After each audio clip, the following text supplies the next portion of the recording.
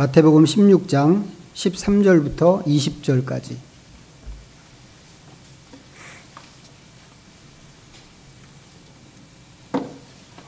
신약성경 제일 앞쪽에 있습니다. 26페이지. 마태복음 16장 13절부터 20절까지. 찾으셨으면 주신 말씀을 오늘도 함께 읽겠습니다. 시작. 예수께서 빌립보 가이사랴 지방에 이르러 제자들에게 물어 이르시되 사람들이 인자를 누구라 하느냐. 이르되 더러는 세례 요한, 더러는 엘리야, 어떤 이는 예레미야나 선지자 중에 하나라 하나이다. 이르시되 너희는 나를 누구라 하느냐. 시몬 베드로가 대답하여 이르되 주는 그리스도시요 살아계신 하나님의 아들이시니이다. 예수께서 대답하여 이르시되 바요나 시몬아, 내가 복이 있도다. 이를 내게 알게 하니는 혈육이 아니요 하늘에 계신 내 아버지시니라. 또 내가 내게 이르노니 너는 베드로라. 내가 이 반석 위에 내 교회를 세우리니 음부의 권세가 이기지 못하리라.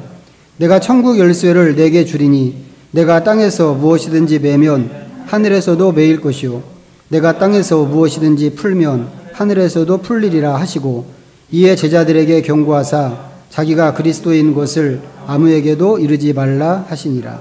아멘. 네, 지난 주일이 우리 성령 강림 주일이었잖아요. 네, 그래서 이제 지난 주일부터, 사실 지난 주일까지는 이제 구원의 절기였고, 이제 그 이후부터 우리가 이제 성령의 절기로, 이제 새로운 절기로 이렇게 들어왔습니다.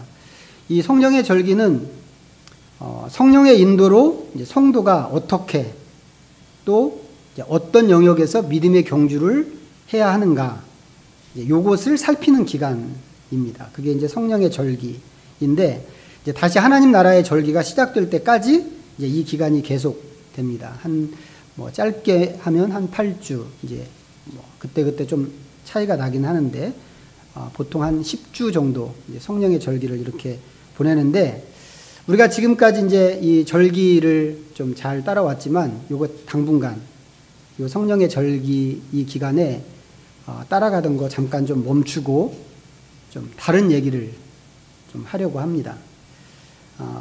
우리가 이제 이 교회력, 또 이제 보통은 교회력이라고 하고, 이제 또 어떤 사람들은 이제 구원의 절기라고 하는데, 이 구원의 절기를 이제 우리가 따라가고 있다고 하는 것에 대해서 몇 차례 말씀을 드렸습니다. 이제 이 달력은 예수님의 생애를, 예수님께서 보통 이제 33년 사셨다고 우리가 그렇게 인정하고 있지 않습니까? 근데 그 33년 예수님이 살았던 그 생애를 1년으로 딱 요약해서 만든 달력입니다. 물론 이제 교회에서만 쓰는 달력이고, 그것을 통해서 이제 예수님을 계속 묵상하고 삼위일체 하나님을 묵상하기 위해서 만든 달력입니다. 초대교회가 만든 달력입니다. 초대교회가 왜 이런 걸 만들었는가? 이 성도들이 구원에 필요한 경주를 잘 하게끔 돕기 위해서 이것을 이제 만들었습니다. 그래서 교회에서만 쓰는 달력입니다. 초대교회는 무엇보다도 우리 구원의 완성을 위해서, 성경이 그렇게 이야기하고 있잖아요. 이제 너희의 구원을 완성하라.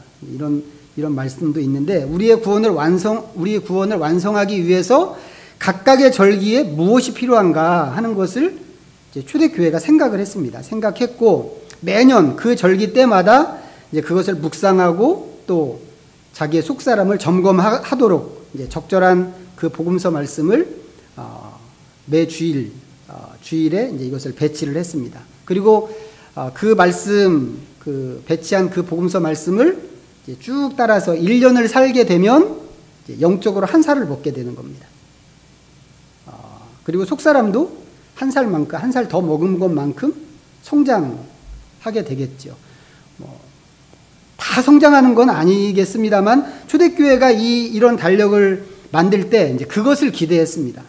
매년 지날 때 우리가 1년 365일 이 달력을 통해서 한 해를 이렇게 보내는데, 그냥 보내는 게 아니라 주일날 와서 예배만 드리고 가는 게 아니라 이 구원의 절기를 통해서 예수 그리스도를 쭉 따라가고, 예수 그리스도의 그 모습을 통해서 자기를 끊임없이 비춰봄으로 인해서 한 해가 지날 때 영적으로도 한 살 먹고, 한 살 먹는 것만큼 속사람이 그만큼 더 성장해서 하나님이 원하시는 것처럼 너희에게 아들의 형상을 닮게 하기 위해서 부르시고 구원하시고 영화롭게 하셨다고 그러셨잖아요.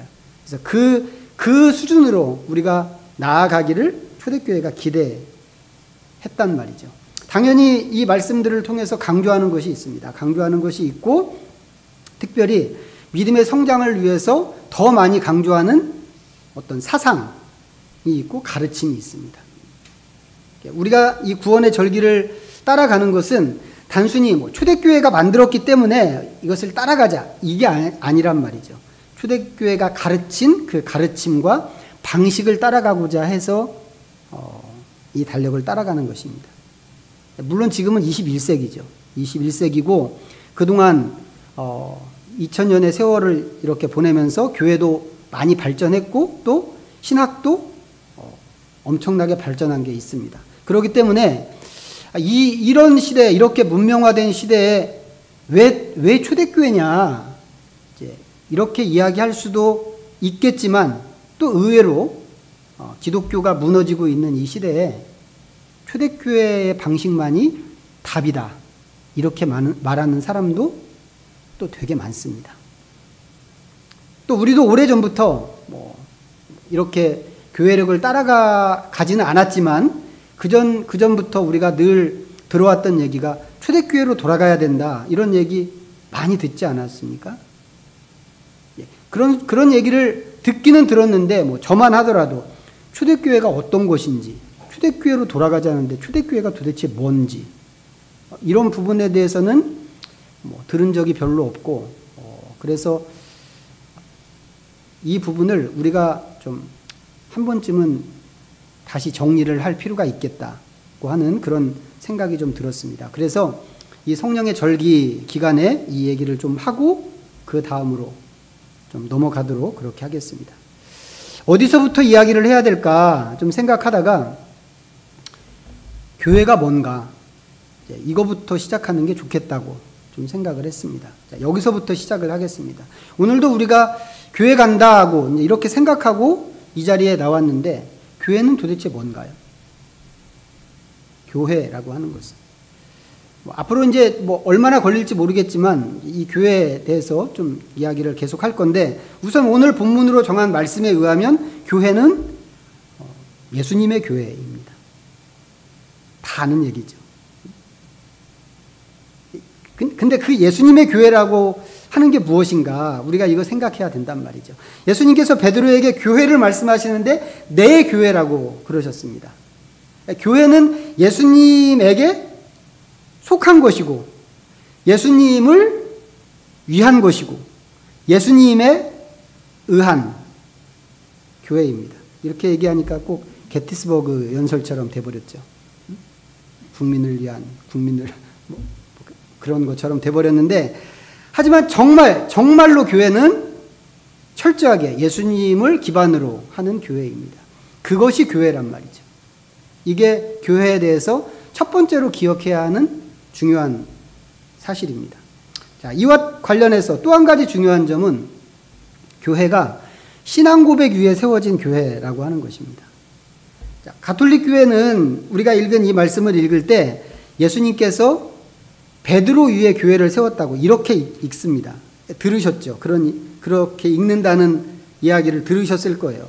그러면서 베드로가 초대 교황이고 그 뒤를 잇는 가톨릭 교회가 진짜 교회라고 이렇게 주장을 합니다. 그런데 가만히 보면 이 말씀을 가만히 보면 그 베드로가 예수님께서 교회를 세우신 기반으로 삼은 그 베드로가 좀 더 뒤로 가면 사탄으로 둔갑한단 말이죠.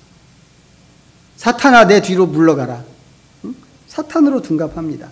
저는 가톨릭 교회도 예수님이 세우신 진짜 교회라고 생각합니다. 어떤 사람들이 이야기하는 것처럼 무슨 음료 이 마지막 때 저는 이렇게 생각하지 않거든요. 정말 그 교회도 예수님의 교회라고 생각을 합니다. 하지만 가톨릭 교회가 주장하는 대로 한다면 사탄아 내 뒤로 물러가라.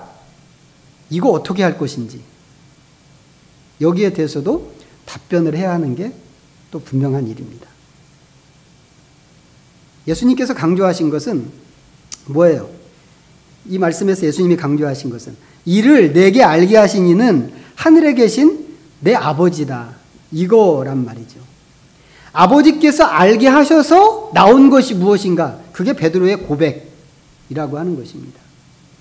이렇게 생각하면 예수님께서 교회를 세우신 것은 인간 베드로 위에 교회를 세우신 것이 아니고 베드로가 한 올바른 신앙 고백의 교회를 세우신 것이라고 하는 것이죠. 그 위에 예수님께서 당신의 교회를 세우신 것입니다. 그리고 베드로의 신앙 고백은 뭐예요? 우리가 아는 것처럼 다른 거 아니죠. 주는 그리스도시요 살아계신 하나님의 아들이십니다. 이게 신앙 고백이란 말이죠. 이거 우리가 눈여겨서 봐야 하는 대목입니다. 로마 시대에 로마가 지배하는 영토 내에서 그리스도와 하나님의 아들은 누구인가? 라고 할 때 그건 오직 로마 황제였습니다. 로마 황제만 그리스도고 로마 황제만 하나님의 아들, 신의 아들이란 말이죠. 그런데 베드로가 예수님을 향해서 이런 고백을 했습니다. 그것도 카이사르에게 헌정되고 카이사르를 기념하는 도시, 가이사라 빌립보라고 하는 도시 이름이 그런 거란 말이죠. 카이사르 왕에게 헌정된 그런 도시입니다. 그런 도시에 와서 지금 이렇게 하고 있단 말이죠. 이게 얼마나 정치적으로 도발적인 일인가. 이거 생각할 수 있겠죠. 예수님께서는 제자들에게 너희는 나를 누구라고 생각하느냐라고 물으셨습니다. 의도적으로 그러시지 않았을까? 저는 그렇게 생각이 듭니다. 황제의 도시에서 모든 사람들이 황제를 그리스도라고 황제를 하나님의 아들이라고 생각하는 그런 곳에서 너희는 나를 누구라고 생각하는데? 라고 물으셨고 베드로가 그 예수님에게 그 물음에 대답을 한 것입니다. 물론 현대를 사는 우리는 예수님이 이렇게 묻지 않으셔도 이렇게 대답을 합니다. 이렇게 고백을 합니다. 주는 그리스도시요 하나님의 살아계신 하나님의 아들이십니다. 우리도 다 고백을 하죠. 하지만 우리의 신앙 고백의 무게도 베드로의 것과 똑같은 것일까? 이것도 역시 생각해 볼 필요가 있습니다. 어쨌거나 예수님께서는 예수님에 대한 신앙 고백 위에 교회를 세우셨는데 이 고백은 황제에 대한 반역으로 들릴 만큼 정치적으로 굉장히 위험한 발언입니다. 그래서 예수님의 질문을 원래 분위기 그대로 살린다면 이거 과연 우리가 할 수 있을까 하는 생각이 들기도 하는 거죠. 물론 예수님께서는 이런 장면 아니더라도 복음서 말씀 여러 곳에서 네 십자가를 지고 나를 따라오라고 이렇게 말씀을 하셨습니다. 하지만 과연 우리가 그렇게 할 수 있을까? 십자가를 지고 갈 수 있을까? 이거 여전히 궁금한 사실이고 교회는 그런 고백과 결단 위에 세워진 교회라고 하는 것을 다시 한번 생각한다고 하는 것입니다. 자, 그런데 교회가 이런 위험만 갖고 있는 것은 또 아닙니다. 자, 교회는 이 말씀해 보니까 또 뭔가 하면 음부의 권세가 이기지 못하는 교회라고 그랬습니다. 음부의 권세가 여기 왜 등장하는 거예요? 음부의 권세를 이야기하는 것을 보면 적대 세력이 있다는 뜻이죠. 교회를 반대하고 예수님을 반대하고 심지어는 공격도 하고 할 수만 있으면 교회를 파괴하려고 하는 그런 세력이 있습니다. 그 세력이 언제 어떤 모양으로 나타나게 될까? 우리는 모릅니다. 전혀 알 수가 없습니다. 어떤 때는 눈에 보이게 나타나기도 하고 그러면 좋지요. 방어할 수 있으니까. 그런데 항상 그런 거 아니거든요. 어떤 때는 전혀 눈치 못 채게 그렇게 나타나는 그런 경우가 있는데 어쨌거나 교회는 이 모양 저 모양으로 이런 공격에 끊임없이 노출되게 됩니다. 하지만 이 적대 세력이 아무리 우리를 공격한다고 하더라도 그리고 그 힘이 아무리 세다고 하더라도 교회가 그 권세에 무너지는 일은 없다고 하는 것입니다. 뭐 여러 가지 생각이 있을 수 있지만 예수님의 말씀에 의하면 그렇게는 안 되게 되어 있습니다. 이것이 교회가 갖고 있는 특별한 권세입니다. 교회는 무너질 수 없다. 자, 그런데 뭐 이거를 교회의 권세라고 하더라도 이런 것은 소극적인 권세일 뿐입니다. 교회는 이거보다 훨씬 더 적극적인 권세를 갖고 있는데, 자, 19절입니다. 오늘 말씀 19절. 자, 다시 한번 보시죠. 읽어보겠습니다. 19절만 시작.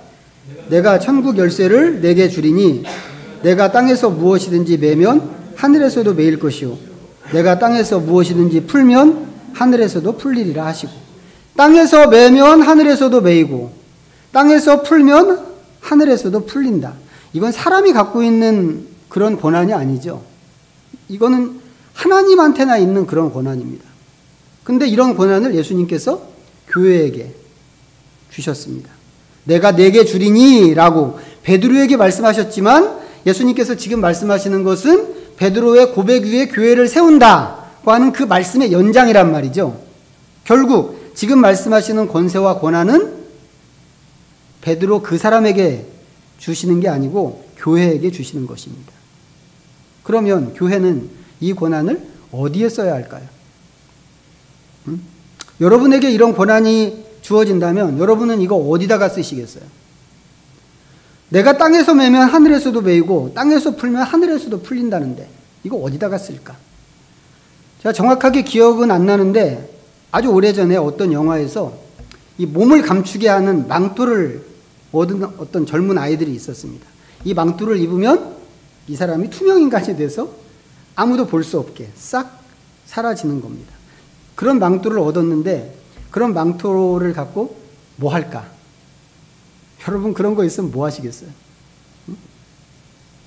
영화에서 이 아이들이 한 게 뭐였냐면 평소에 자기가 갖고 싶었던 물건 그거 훔치는 거예요.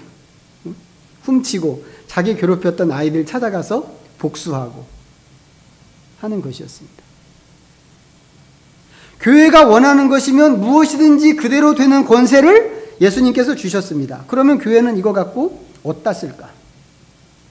우리도 복수하는 데 쓸까요? 무슬림, 너네 이제 죽었어. 불교, 너네 아웃이야. 신천지, 통일교, 여호와 증인 다 나와. 그럴까요? 하나님께서 그런 거 하라고 이걸 주신 것은 아닐 것 같습니다. 그걸 뭐 하라고 주셨을까? 성경의 사례대로 생각한다면 아브라함에게 주셨던 의미하고 비슷한 것이 아닐까 하는 생각을 해봅니다. 창세기 12장 보겠습니다.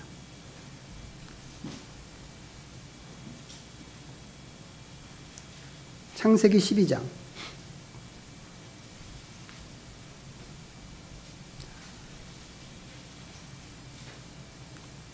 1절부터 3절까지 읽겠습니다. 같이 시작. 여호와께서 아브라함에게 이르시되 너는 너의 고향과 친척과 아버지의 집을 떠나 내가 내게 보여줄 땅으로 가라. 내가 도로 큰 민족을 이루고 내게 복을 주어 내 이름을 창대하게 하리니 너는 복이 될지라. 너를 축복하는 자에게는 내가 복을 내리고 너를 저주하는 자에게는 내가 저주하리니 땅의 모든 족속이 너로 말미암아 복을 얻을 것이라 하신지라. 하나님께서 처음에 갈대아 우리에서 아브라함을 부르시면서 하신 말씀이죠. 내가 너를 엄청나게 창대하게 하겠고 너는 복이 될 거야. 너를 축복하는 사람한테는 내가 복을 쏟아주고 저주하는 사람한테는 저주를 줄 거야. 그러니까 너 하고 싶은 대로 해봐. 이건가요? 이거 절대 아니죠. 이거 아닙니다.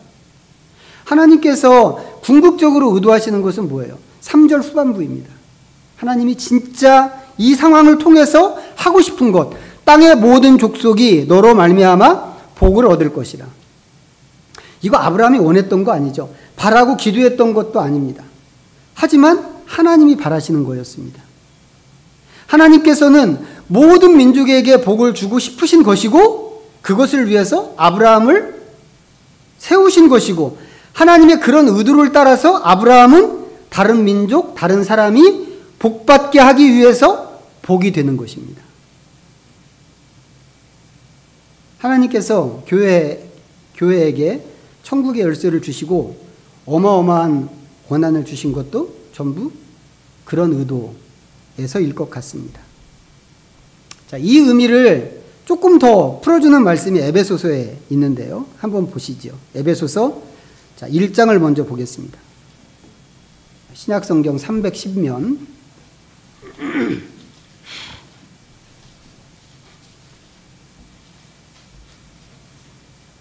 에베소서 1장 23절입니다. 읽어보겠습니다. 시작. 교회는 그의 몸이니 만물 안에서 만물을 충만하게 하시는 이의 충만함이니라.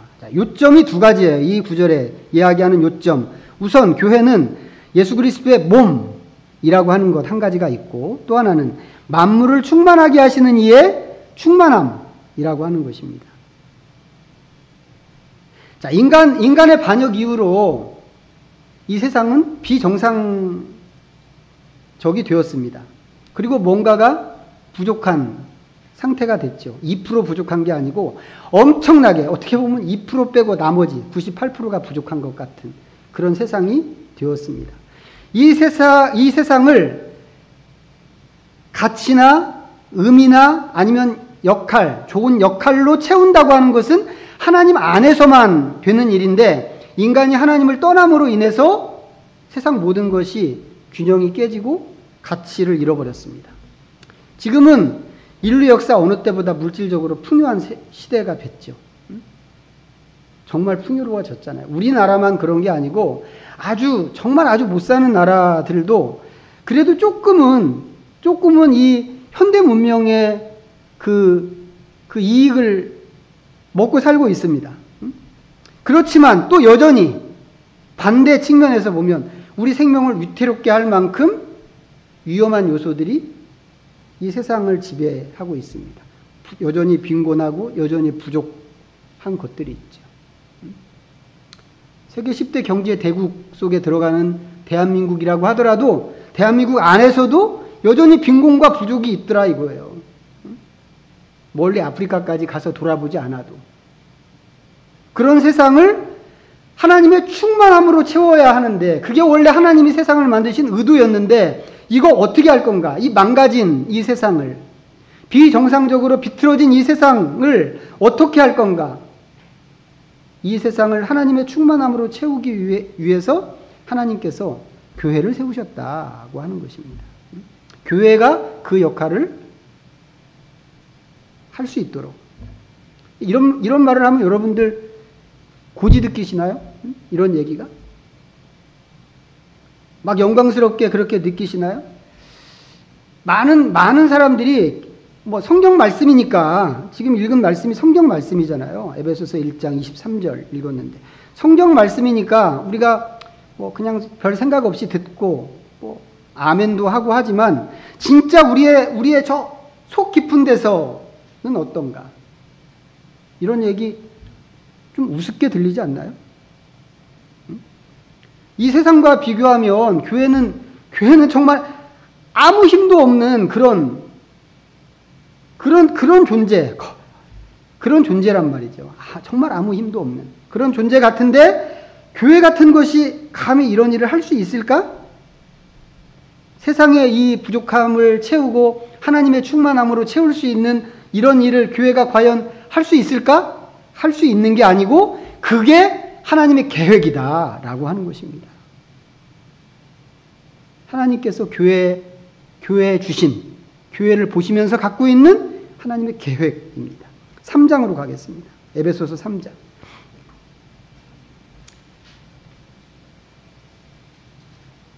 10절과 11절입니다.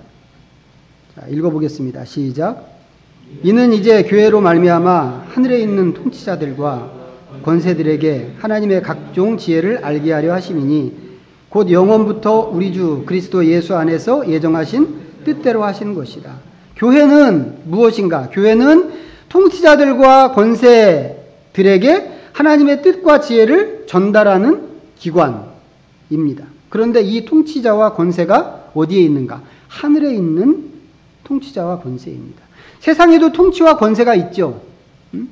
그 권세가, 이 세상에 있는 통치와 권세가 얼마나 센 권세인가? 사람을 죽이기도 하고 살리기도 하고 하는 그런 권세입니다. 그러니까 세상에 있는 권세도 대단하단 말이죠. 그런데 지금 말하는 것은 하늘에 있는 권세입니다. 누구 얘기하는 건가요? 그 권세에게 하나님의 지혜를 알린다고 이야기하는 것을 보면 하나님은 아닌 것 같아요. 그렇다면 누굴까? 아마도 사탄이겠죠. 에베소서 2장 2절에 보면 이 사탄을 공중의 권세 잡은 자라고 이렇게 표현을 또 하고 있습니다. 이런 걸 보면 이 권세는 사탄을 말하는 게 분명합니다. 사탄은 하나님을 반대하고 어떻게든지 사람을 하나님에게서 떨어뜨리고 하나님이 만드신 세상을 엉망으로 만들려고 하는 그런 존재입니다. 에덴 동산에서부터 그렇게 해왔죠. 그런 사탄에게 하나님께서 당신의 지혜와 뜻을 보여주신다고 하는 것입니다. 그런데 이것을 말로 설명해서 보여주시는 게 아닌 거죠. 어떻게요? 교회를 통해서 보여주시는 것입니다. 이런 걸 생각하면 이 교회의 역할이나 신분이라고 하는 게 얼마나 중요한가 하는 것을 알 수 있습니다. 하나님께서 이 교회를 통해서 하시고자 하시는 일이 있다고 하는 겁니다. 우리가 예배 끝에 매번 부르는 찬양이 있잖아요. 교회를 세우시고 이 땅 고쳐주소서. 주님 나라 임하시고 주 뜻 이루어지이다.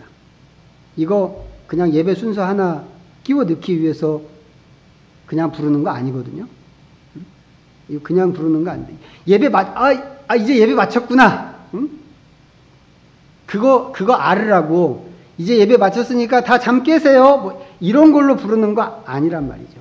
교회를 통해서 하고자 하시는 하나님의 뜻이 있다고 하는 것을 이 찬양을 통해서 다시 한번 상기하는 것이고, 그것을 위해서, 그것을 다시 한번 마음에 새기기 위해서 이 찬양을 통해서 우리의 가슴에 새기는 하나님의 정신이자 사상이자 하나님께 드리는 기도이기도 하고 우리의 염원이기도 한 그런 게 우리가 마지막 찬양으로 부르는 그 찬양입니다. 이거 오래됐으니까 이제 바꾸지. 이제 이런 거 아니란 말이죠. 우리는 예배 마치고 세상을 향해서 나가는데 우리 그리스도의 이름으로 나가는 거잖아요. 그리스도의 이름으로 세상을 향해서 나가는데 나가면서 그 정신, 교회를 향한 하나님의 정신, 교회를 향한 하나님의 계획, 하나님의 의도 이런 것으로 우리를 다시 무장하고 우리 스스로를 각성시키는 것입니다. 그게 그 찬양이 여기 순서에 들어가 있는 의도라고 하는 것을 우리가 기억했으면 좋겠어요. 어쨌거나 하나님께서 하시고자 하시는 그 일을 할 수 있는 존재 내지는 기관, 이것은 세상에 교회밖에 없다. 그래서 예수님께서 교회를 내 교회라고 이렇게 하신 것이고, 남들은 절대 가질 수도 없는, 상상도 할 수 없는, 꿈도 꿀 수 없는 그런 권세와 특권을 교회에게 주신 것입니다. 여러분이 나중에 돌아가셔서 에베소서 2장을 좀 이렇게 찬찬히 한번 읽어보세요. 에베소서 2장. 거기 보면 교회의 원래 모습하고 교회의 바뀐 모습이 어떻게 다른가 하는 것을 이렇게 잘 대비시켜 놨습니다. 원래는 이 교회라고 하는 이것이 원래는 쓰레기 더미에 굴러다니던 죄인들, 더러운 존재들이었는데 이제는 하나님이나 갖고 계시는 그 영광과 거룩을 함께 갖고 있는 존재가 됐다고 하는 그런 그림으로 되어 있습니다. 이 변화가 너무 획기적이고 상상을 초월하는 것이기 때문에 어떤 사람은 교회를 신데렐라 같다고 이렇게 비유를 한 적이 있습니다. 계모한테 구박받고 신발 한 짝도 없이 아주 다 떨어진 남루한 옷을 입고 부엌대기 신세로 밥도 제대로 못 얻어먹는 그런 여자애가 왕자님의 신부가 됐잖아요. 교회의 영광이 그런 거라는 거죠. 그리고 실제로 성경에서는 교회를 왕의 신부라고 이렇게 표현하고 있습니다. 교회가 가진 이런 영광은 그 자체로 얼마나 소중하고 얼마나 가치 있는지 우리가 그것을 다 헤아릴 수가 없습니다.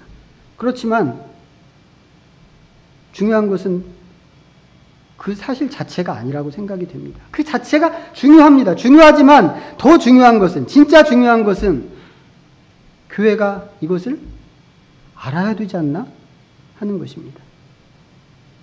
교회가 갖고 있는 이 영광, 이 얼마나 큰지, 교회가 갖고 있는 이 사명이 얼마나 큰지, 교회에 대한 하나님의 기대감이 얼마나 큰지, 이거 교회가 알아야 되지 않나?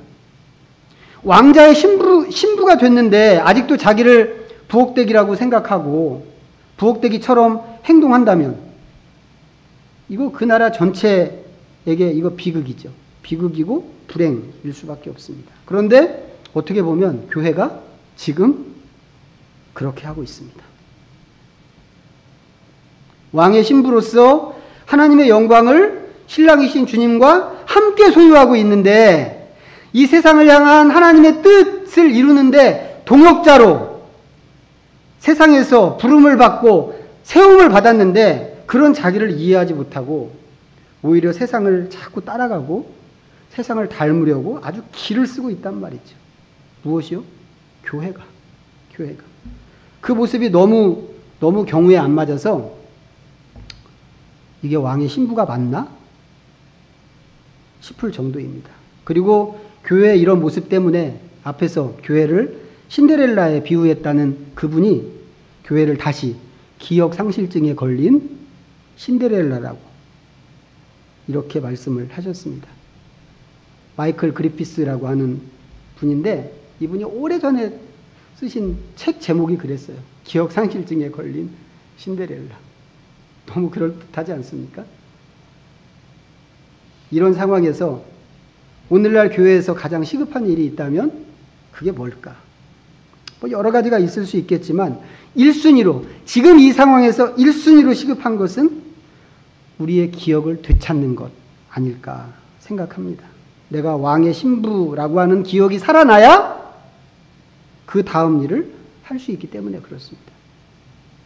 그런 의미에서 우리는 교회가 무엇인지, 교회의 신부는 어떤 것인지, 교회가 가진 영광은 무엇인지, 교회를 통해서 이루고자 하시는 하나님의 꿈, 그 꿈은 어떤 것인지 이런 것들을 다시 한번 생각할 수 있으면 좋겠습니다.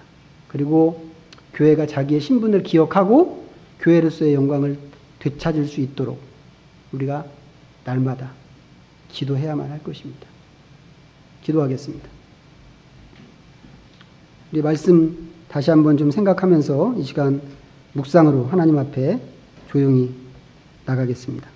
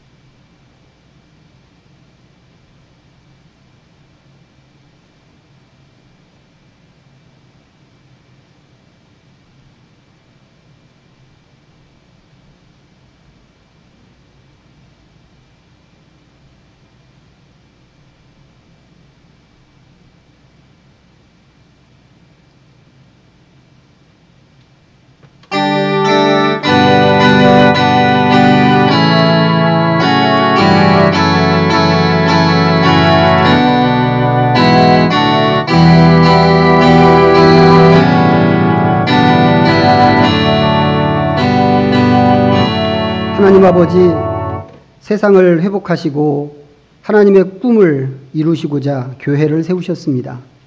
그리고 이 교회에 엄청난 영광과 특권을 주셨습니다. 그런데 오늘날 교회는 자신이 가진 이런 영광을 잊어버린 것 같습니다.